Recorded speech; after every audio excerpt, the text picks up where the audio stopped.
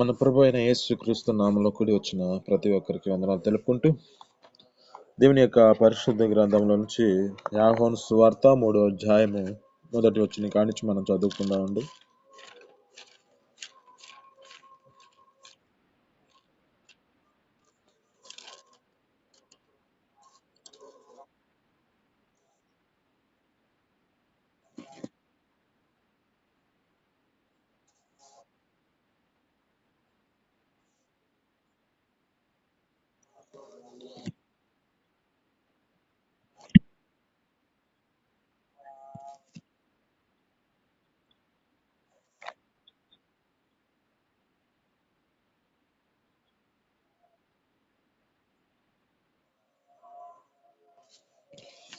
ఇక్కడ జ్ఞాపకం చేసుకుంటే యూదుల అధికారి అయిన నికోదేము అనే ఒక వ్యక్తి ఉన్నాడు. అక్కడ పరిచారకుడు.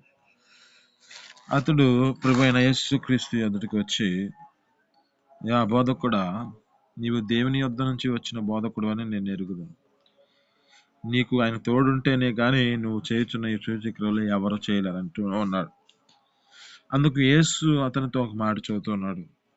ఒకడు క్రొత్తగా జన్మిస్తేనే కానీ అతని దేవుని యొక్క రాజ్యాన్ని చూడలేడని చెబుతూ ఉన్నాడు. ఇక్కడ జ్ఞాపకం చేసుకుంటే ఈ మాటలకు ఈ యొక్క నికోదేము, అందుకు నికోదేము అంటున్నాడు, ముసలివాడినైనా మనుషులలాగా జన్మింపగలడయా?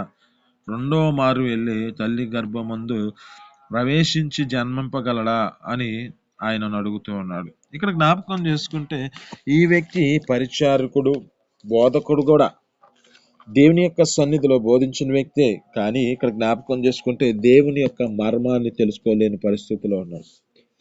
ఇక్కడ ఒకడు క్రొత్తగా జన్మిస్తేనే కానీ పరలోక రాజ్యంలోనికి, దేవుని యొక్క రాజ్యాన్ని చూడలేడని దేవుడు మనతో స్పష్టంగా మాట్లాడుతున్నాడు.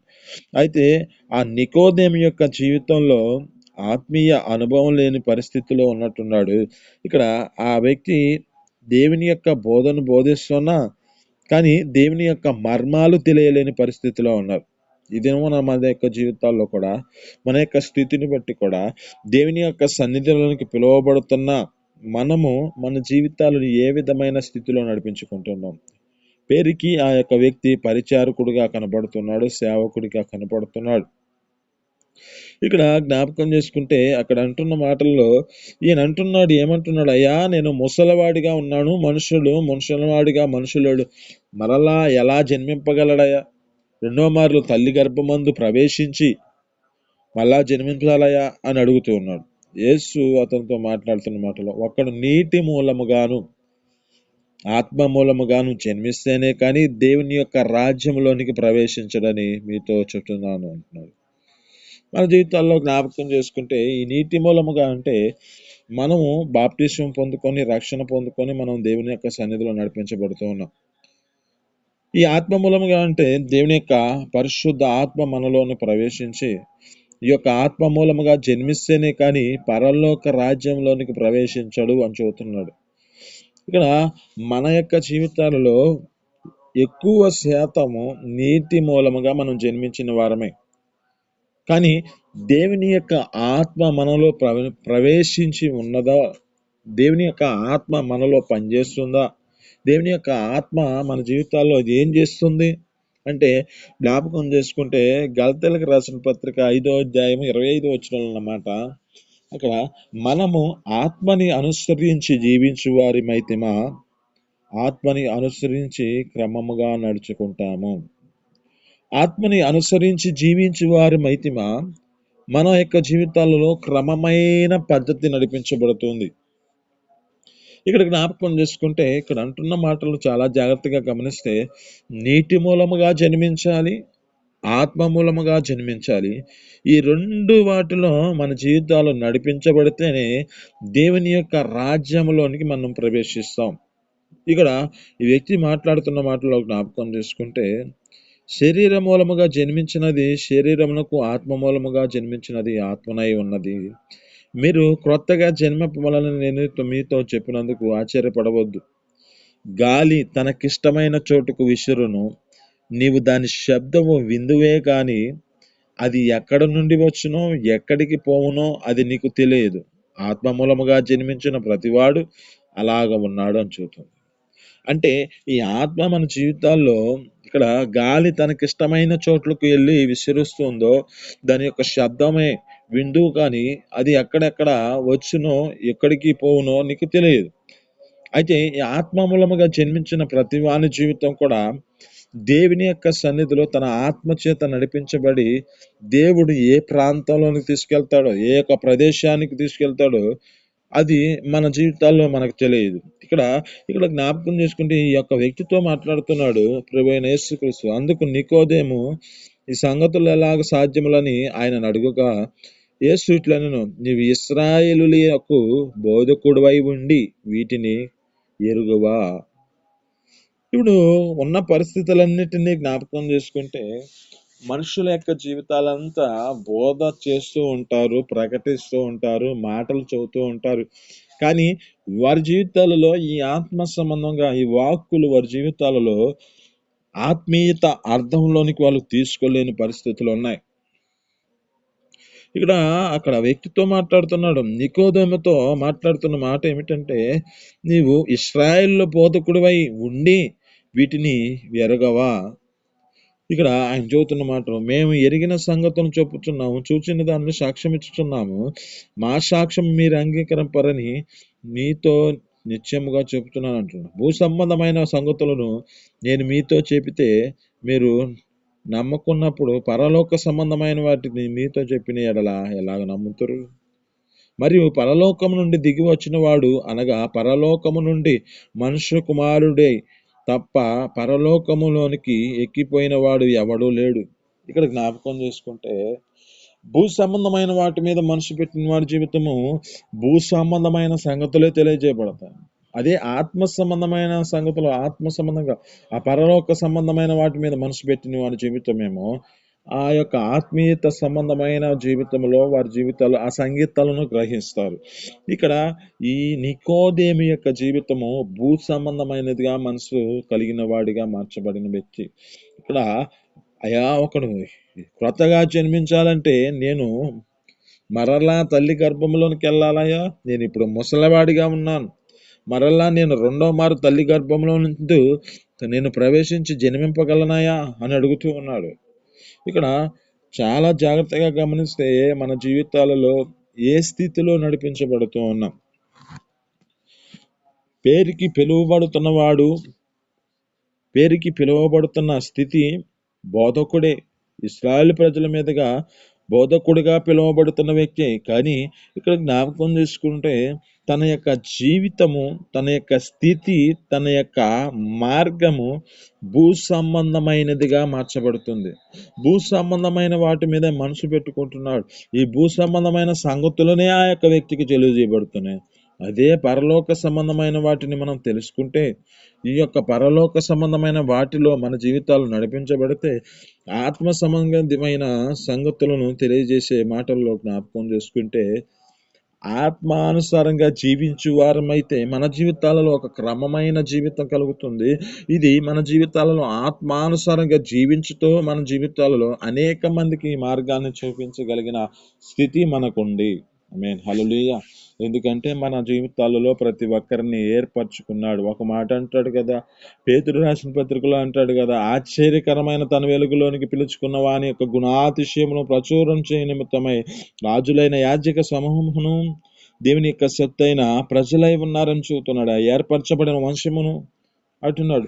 ఈ ఏర్పరచబడిన వంశముగా మన జీవితాలు నడిపించబడుతున్న స్థితిలో ఉన్న మనము ఆత్మీయత జీవితంలో మన జీవితాలు ఏ స్థితిలో నడిపించబడుతున్నాయి? ఆశ్చర్యకరమైన తన వెలుగులోనికి పిలుచుకున్నాడు. ఎక్కడి నుంచి పిలుచుకున్నాడు? చీకటిలో ఉన్న మన జీవితాలను. వీటిని గ్రహింపలేని పరిస్థితులు. చీకటి అనగా పాపము. ఈ పాపములో నుంచి మనల్ని ఆయన యొక్క వెలుగులోనికి పిలుచుకున్నాడు కదా. ఈ యొక్క చీకటి నుంచి మన జీవితాలు ఈ పాప సంబంధమైన జీవితంలో నడిపించబడుతున్న మన జీవితాలన్నింటినీ తీసుకొచ్చి ఆత్మ సంబంధమైన వాటిలో అంటే ఈ ఆశ్చర్యకరమైన తన వెలుగులోనికి పిలుచుకున్నాడు కదా. ఈ పిలుచుకున్న వాని జీవితం ఏం చేయబడాలి? ఈ యొక్క సేవకుడు ఏం చేస్తున్నాడు? తన యొక్క రక్షణ తన యొక్క జీవితంలో క్రొత్తగా జన్మించుట అనేది ఏదో తెలియలేకపోతుంది. ఒక నీటి మూలముగా ఆత్మ మూలముగా జన్మిస్తేనే దేవుని రాజ్యానికి చేరతాడని ప్రభు అయిన యేసుక్రీస్తు స్పష్టంగా ఆమెతో మాట్లాడుతూ ఉన్నాడు. మన జీవితాలలో గ్రహించగలుగుతున్నామా? చీకటి సంబంధమైన ప్రతి అపవాది తంత్రాలన్నిటి నుంచి మనల్ని దేవుడు రక్షించుకున్నాడే, అన్నిటిలోంచి మనల్ని కాపాడాడే.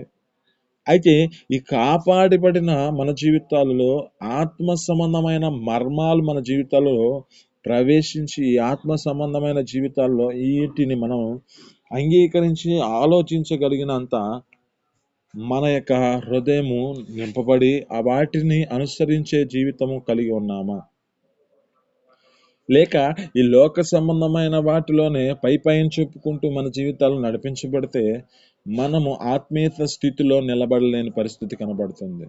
లోకానుసారమైన ఇక్కడ జ్ఞాపకం చేసుకుంటే అంటున్నాడు కదా, భూ సంబంధమైన వాటి మీద పెట్టుకున్నప్పుడు, ఈ భూ సంబంధమైన సంగతులను నేను మీతో చెప్పుతున్నప్పుడు మీరు నమ్మకపోయినాను పరలోక సంబంధమైన వాటిని మీతో చెప్పిన ఎలా నమ్ముతారు అంటున్నాడు.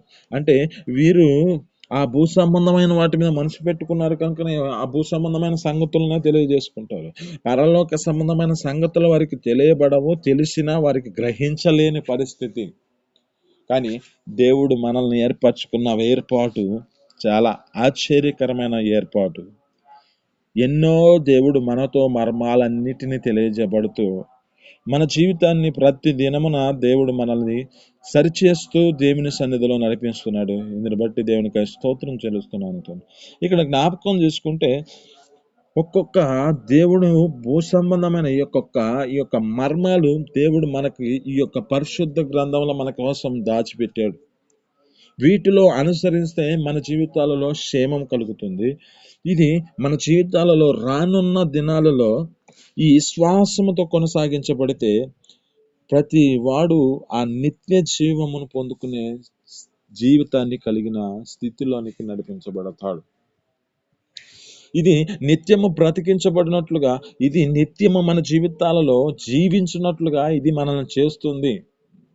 కానీ మన జీవితాల్లో ఏం చేస్తూ ఉంటారంటే, కొన్ని మంది యొక్క జీవితాలు ఈ భూ సంబంధమైన వాటి మీద పెట్టుకొని ఈ పర సంబంధమైన వాటిలో వారి జీవితాలు హెచ్చరించినప్పుడు, వాటిని వారికి బోధించినప్పుడును కొంచెం కఠినమైన స్థితిలో కలిగినప్పుడు కొంచెం భారం కలిగి కొంచెం వారి జీవితాల్లో గాయపరచబడి వాటిని ఇంత చాలే అని వాటిని ఏం చేసుకుంటూ ఉంటారంటే అంతవరకు కటింగ్ చేసుకుంటూ ఉంటారు.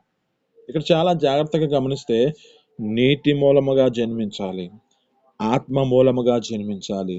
ఈ రెండు మన జీవితాలలో పనిచేస్తేనే పరలోక రాజ్యములో దేవుని యొక్క రాజ్యములోనికి ప్రవేశింపలేడని చెబుతున్నాడు.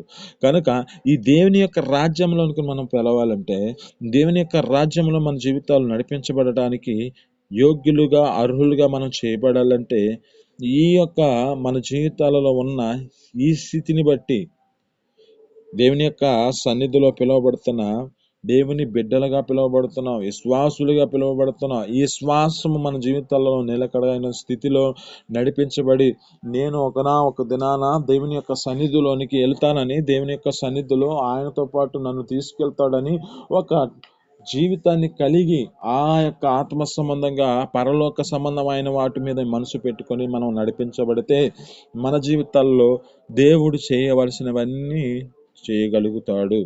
కానీ ఈ భూ సంబంధమైన మీద పెట్టుకొని లోకంలో ఈ సేవకుడి యొక్క జీవితంలో ఇస్రాయేలు బోధకుడివి వీటన్నిటిని ఎందుకు ఎరగలేని పరిస్థితిని కలిగి ఉంది అంటే అతని మనసు అంతా భూ సంబంధమైన మనసే. భూ సంబంధమైన వాటి మీద మనసు సంగతులనే గ్రహిస్తున్నాడు, కానీ ఆత్మ సంబంధమైన సంగతులను గ్రహించలేని పరిస్థితి. ఇక్కడ జ్ఞాపకం చేసుకుంటే ఎంతగా ఆ వ్యక్తి దేవుడు మనతో మాట్లాడుతున్నమాటలంటే, ఇక్కడ ఆశ్చర్యకరమైన వెలుగులోనికి పిలుచుకొని ఎందుకు పిలువబడ్డాం, ఎందుకు మన జీవితాలు ఈ విధంగా నిర్ణయించబడ్డాయి అంటే జ్ఞాపకం చేసుకుంటే ఒక మాట చదువుకుందాం. ఇక్కడ రోమపత్రికలో ఒక మాట ఉంటుంది.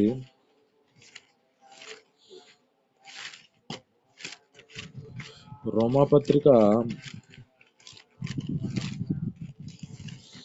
8వ అధ్యాయము 30 వచనంలో వాడు చదువుకుంటే ఇక్కడ జ్ఞాపకం చేసుకుంటే, మరియు ఎవరిని ముందుగా నిర్ణయించునో వారిని దేవుడు పిలుచుకున్నాడు, ఎవరిని పిలుచుకొనెనో వారిని నీతిమంతులుగా తీర్చాను, ఎవరిని నీతిమంతులుగా తీర్చినో వారిని దేవుడు మహిమపరిచెను, వారి ద్వారా దేవుడు మహిమపరుచుకుంటూ ఉన్నాడు. ఇక్కడ జ్ఞాపకం చేసుకుంటే ఈ ముందు నిర్ణయించబడిన వారి జీవితాలలో, ఈ యొక్క ముందుగా మనం నిర్ణయించబడిన మన జీవితాలను బట్టి ఆయన మనల్ని పిలుచుకున్నాడు. ఆయన పిలుపు ఆశ్చర్యము, ఆయన పిలుపులో గొప్పతనము మన జీవితాల్లో గ్రహించలేని స్థితిలో ఉన్నామేమో. అక్కడ ఈ బోధకుడిగా పిలువబడుతున్న జీవితము భూసంగమమైన సంగతులే, వాటి మీదే మనసు పెట్టుకున్నాడు. కానీ ఇక్కడ ఉన్న ఆత్మీయత అర్థంలో మన జీవితాలను జ్ఞాపకం చేసుకుంటే మనల్ని దేవుడు నిర్ణయించుకున్నాడు, పిలుచుకున్నాడు. ఈ ఎవరినైతే పిలుచుకున్నాడో, ఎవరినైతే నిర్ణయించుకున్నాడో, ఈ నిర్ణయించుకున్న వ్యక్తిని నీతిమంతుడుగా చేసుకున్నాడు. ఎవరినైతే నీతిమంతుడుగా చేసుకున్నాడో ఈ నీతిమంతుని ద్వారా ఈ నీతిమంతుని ఆయన మహిమపరిచాడు. ఆయనని అంటే ఒక గొప్పతనాన్ని తీసుకొచ్చాడు. ఎవరినైతే ఈ యొక్క నీతిమంతుడిగా చేశాడో ఈ నీతిమంతుని ద్వారా దేవుణ్ణి మహిమపరుచుకున్నాడు. ఒక మాట మీకు జ్ఞాపకం చేస్తే ఇక్కడ ఒక మాట ఉంది, ఏమనంటే నీతిమంతుని తీర్చినో వారిని దేవుడు వారిని మహిమపరిచను అంటున్నాడు. కొరింథీయులకు రాసిన పత్రికలో ఒక మాట అంటాడు కదా, ఏమంటాడు, మనకిచ్చిన ఈ శరీరము ఎలాంటిదో దేవుడు మనకు జ్ఞాపకం చేసి అక్కడ అంటున్న మాటల్లో చాలా జాగ్రత్తగా గమనిస్తే 6వ అధ్యాయము 19వ వచనం చదువుకుంటే ఇక్కడ కొరింథీయులకు రాసిన పత్రిక 6వ అధ్యాయము, మొదటి కొరింథీయులకు రాసిన పత్రిక 6వ అధ్యాయము 19వ వచనం కానీ చదువుకుంటే, మీ దేహము దేవుని వలన అనుగ్రహింపబడి మీలోనున్న పరిశుద్ధాత్మకు ఆలయమై ఉన్నారని మీరు ఎరుగురా, మీరు మీ సత్తు కారు, ఇలోబెట్టి కొనబడిన వారు కనుక దేహముతో దేవుణ్ణి మహిమపరచుడి. ఇది దేవునిని మహిమపరుచుతూ ఉంటే మన జీవితాలలో మన యొక్క స్థితిని బట్టి ఇక్కడ నిర్ణయించుకున్న మన నిర్ణయంలో పిలువబడ్డాం. దేవుడు నిర్ణయించుకున్నాడు, ఎవరినైతే నిర్ణయించుకున్నాడో వీరిని నీతిమంతులుగా చేశాడు. ఎవరినైతే నీతిమంతులుగా చేశాడో వారిని మహిమపరుస్తున్నాడు. ఇక్కడ మహిమపరచుట అంటే ఇక్కడ జ్ఞాపకం చేసుకుంటే దేవుణ్ణి మహిమపరుస్తున్నాడు, ఇతన్ని గొప్ప చేస్తున్నాడు. ఒక మాట ఉంది కదా, కీర్తనలో 91వ అధ్యాయం అనుకుంటా, ఇక్కడ జ్ఞాపకం చేసుకుంటే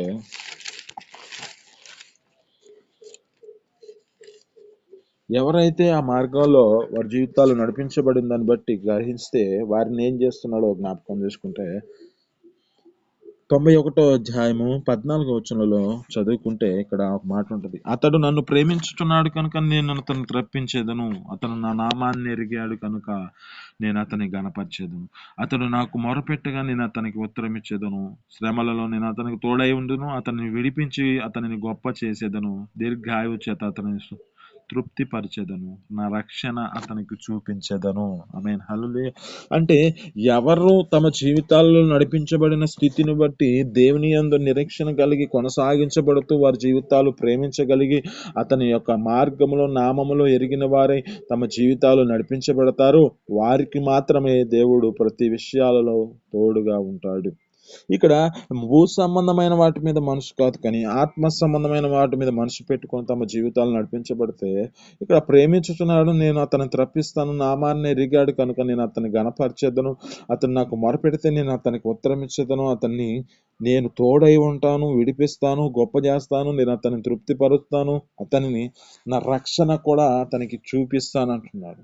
ఈ రక్షణ భాగ్యంలో మనం నడిపించబడుతున్నాము.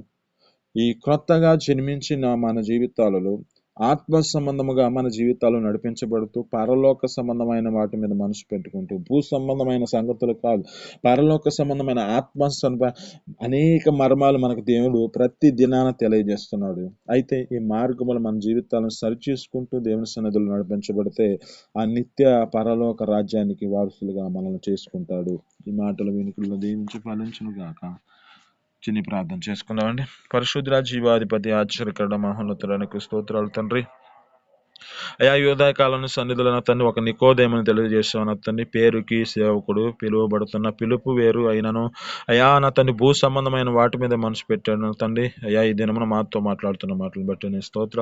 క్రొత్తగా జన్మించాలంటున్నావు. క్రొత్తగా జన్మించడం అంటే అయా నా తండ్రి భూ సంబంధమైన వారి జీవితాల్లో నా తండ్రి మరలా పుట్టి మరలా చనిపోయి మరలా పుట్టాలని అనుకుంటూ ఉండే స్థితిలో ఉన్నావు తండ్రి. కానీ నా తండ్రి మాకు మీరు అనేకమైన మర్మాలు తెలియజేసిన దేవానికి స్తోత్రాలు తండ్రి. ఒకడు నీటి మూలముగా జన్మించాలంటున్నావు. అయ్యా మేము అలాగైనా తండ్రి అయ్యా నీ రక్షణను మా జీవితాల్లో నా తండ్రి బాప్టిజం తీసుకొని సన్నిధిలో నిలబడిన దాన్ని బట్టి నీ స్తోత్రాలు. అయ్యా ఆత్మ మూలముగా జన్మించాలంటున్నావు. అయా ఆత్మ జీవితాన్ని నా తండ్రి మా జీవితాల్లో ప్రవేశించినట్లుగా మీ కృప చూపించి మీ సన్నిధిలో సహాయం చేయండి నా తండ్రి. ఆత్మ సంబంధమైన వారు ఆత్మ సంబంధమైన సంగతులను తెలియజేయబడతాయి అంటున్నావు. అంటే పరలోక సంబంధమైన వాటిలో మనసు పెడతారు కనుక అటు జీవితంలో మాకు కూడా అనుగ్రహించి మీ సన్నిధిలో సహాయం చేయండి. ఎందుకంటే నా తండ్రి ఎవరినైతే మీరు నిర్ణయించుకున్నారో వారిని మీరు పిలుచుకున్నారు. ముందుగా ఎవరినైతే నిర్ణయించుకున్నారో వారిని మీరు పిలుచుకొని మీరు నీతిమంతులుగా చేశారంటున్నావు. మా జీవితాల్లో నీతిగా నా తండ్రి మమ్మల్ని నీతిమంతులుగా చేసిన దాన్ని బట్టి నీకు స్తోత్రాలు తండ్రి. అయ్యా ఈ నీతిమంతులుగా ఎవరినైతే తీర్చారో నా తండ్రి వారి ద్వారా మహిమపరుచుకుంటున్నారు అంటున్నావు. వారిని మహిమపరుస్తున్నాను అంటున్నావు. వారిని మీరు గొప్ప చేస్తున్నారు అంటున్నావు. అటు కృపను మాకు అనుగ్రహించి మీ సన్నిధిలో నిలబెట్టుకోమని నీకే మహిమ ఘనత ప్రభావాలు తెచ్చుకోమని యేసు పరిశుద్ధ నామములో అడిగి పొందుకొని చేస్తున్నాం తండ్రి. ఆమేన్.